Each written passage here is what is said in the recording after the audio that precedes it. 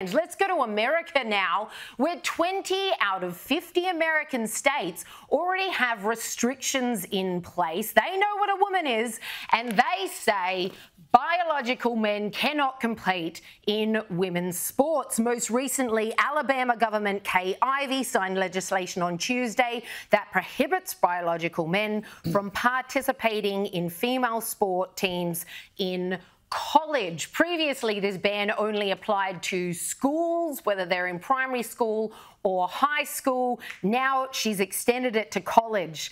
And of course, the lefty media whipped themselves into a frenzy immediately over this. Here's this tweet from ESPN. It says, Alabama Governor Kay Ivey signed legislation on Tuesday that will ban transgender women from playing on female sports teams in college.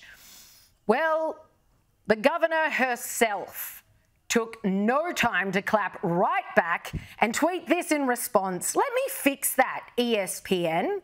Alabama Governor Kay Ivey signed legislation on Tuesday that will ban biological men from playing on female sports teams in college, setting the record straight. What we wouldn't give for just one premier in Australia to make a similar stance. This should not be controversial. It is about fairness. It's also about safety, quite simply.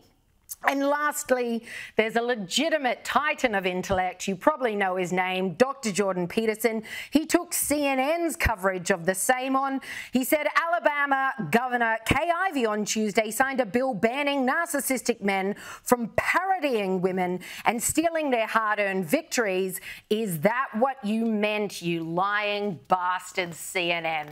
Once again, where are these journos? Where are these intellectuals in Australia doing the same when our parliaments are poo-pooing a measure like this, which is so simple? Let's simply acknowledge there's two genders. No, can't do it. Can't do it. Gutless. Well, good on Jordan Peterson for calling out CNN, because the gaslighting on this issue is so strong, although I fully expect CNN have probably reported Jordan Peterson for violence because, you know, words like that are violence, Caleb. Well, that's it. Well, they'll all have to change their pronouns to they, them, because even saying that you are a man or a woman is, of course, a form of violence because you are conforming to the binary and the binary is bad. But, you know, one of the great Australian values is fairness. It's the fair go. It's the idea that everyone is on equal footing. And if you believe in the Australian value of fairness, then you must believe that women on the sports field deserve a fair go to succeed in the sports in which they compete.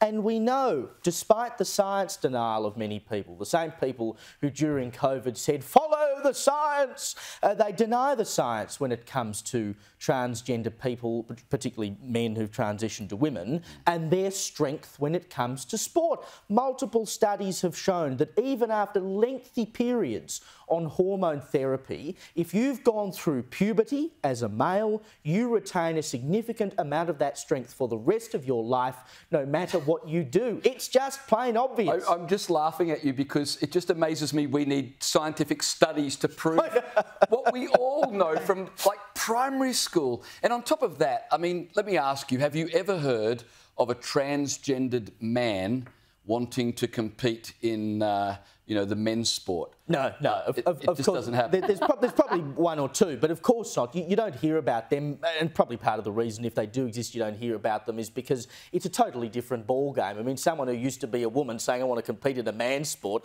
I mean, all the blokes will be saying, yeah, bring it on, we need more of them. Exactly. It makes it easier for me to win, because they're not going to be at a disadvantage competing with someone who was born a biological female. But it's a completely different story. When you talk about biological men in sport, it just seems to be a no-brainer.